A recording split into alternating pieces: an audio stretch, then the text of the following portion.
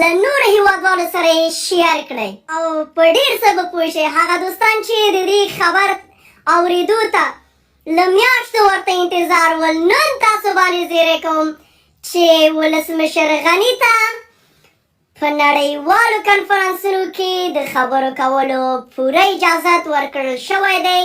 په راتلونکي ورځو کې به نړیوال سټیج کې به وغږیږي.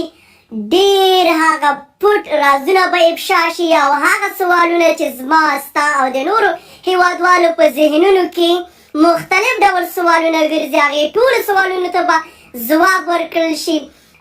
دا چې ولسمشر غني باندې بندیزونه یې لګولي ول چې تر څو دی د میډیا کې خپل خبرې ونه کړي، نو دا هم یو راز و او اوس پوره حق ورته ورکړل شوی دی، خو لا نیټه ورته معلومه نه دی چې په کومه ورځ به دا د نړیوال سټیج کې به غږیږي. نو ټولو هېوادوالو ته وایم چې په دغه په هکله باندې نور هم کلکه مبارزه وکړئ چې باید ولسمشر غني باندې هغه رازونه چې باید هغه افشا کړي، په یې باید بندیزونه دې ونه لګول شي، باید هغه ټول رازونه دې له ملت سره شریک کړي، ځکه ملت ورته د اورېدو په تمه دی او غواړي چې واوري.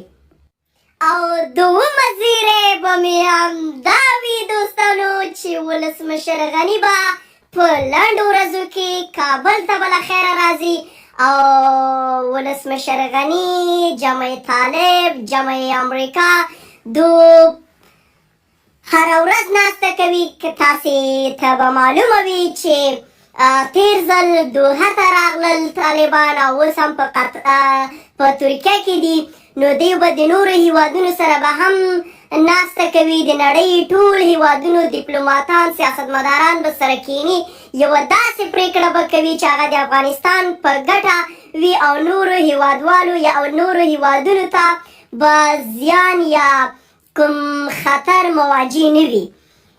نو ډېر د خوشحالۍ خبره دی. او همداشان درېیمه زیری هم په داسې کوم دوستانو چې ولسمشر غني ته